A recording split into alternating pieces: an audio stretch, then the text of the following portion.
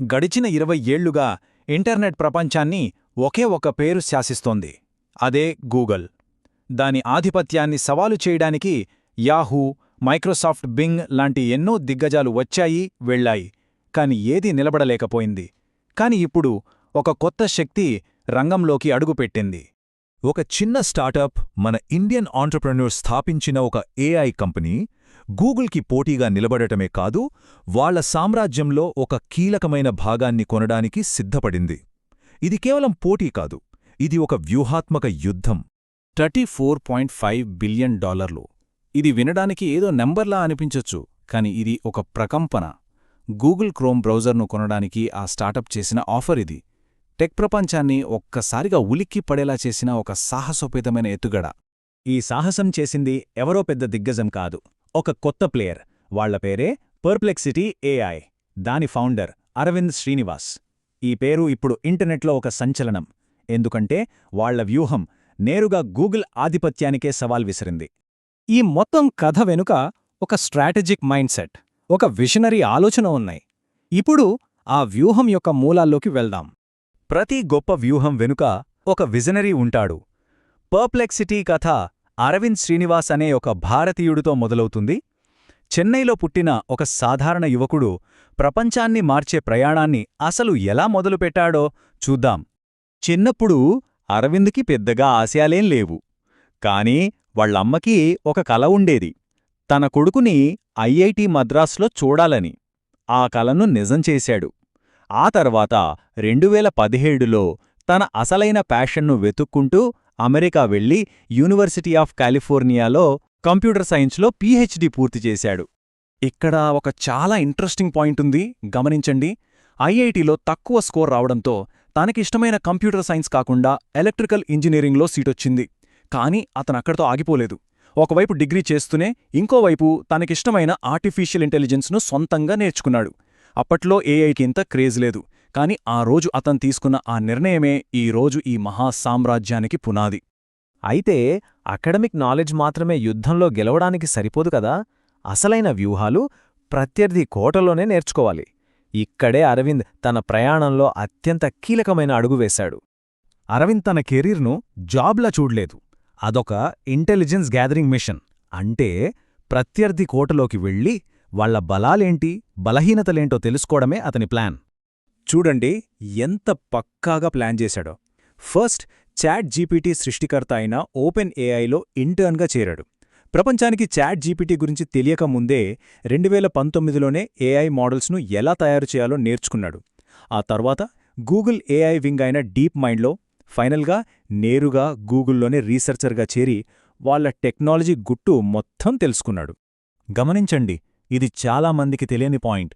అతను ఏ కంపెనీలనైతే సవాలు చేయాలనుకున్నాడో అవే కంపెనీలలో పనిచేసి వారి వ్యూహాలను లోపలి నుండి అర్థం చేసుకున్నాడు.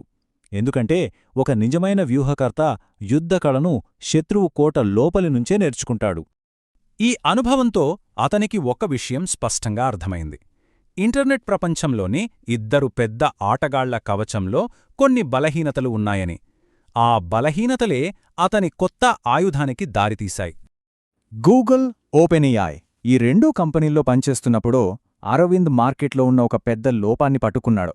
రెండింటిలోనూ యూజర్స్కి కొన్ని మేజర్ ప్రాబ్లమ్స్ ఉన్నాయి. గూగుల్ సర్చ్లో సమస్య ఏంటి? మీరు ఏదైనా వెతికితే అది మీకు జవాబు ఇవ్వదు, వందల లింక్స్ చూపిస్తుంది. అందులోనూ టాప్లో ఉండేవి నిజమైన సమాచారం కన్నా ఎక్కువ పెయిడ్ ప్రమోషన్లే. మరోవైపు చాట్ జీపీటీ డైరెక్ట్గా ఆన్సర్ ఇస్తోంది, కాని ఆ సమాచారం ఎంతవరకు నిజమో చెప్పే సోర్స్ ఉండదు, పైగా దాని నాలెడ్జ్ అప్డేటెడ్ కాదు. సో ఈ రెండు సమస్యలకి సొల్యూషన్గా ఒక కొత్త ఐడియా పుట్టింది. అదే ఆన్సర్ ఇంజిన్.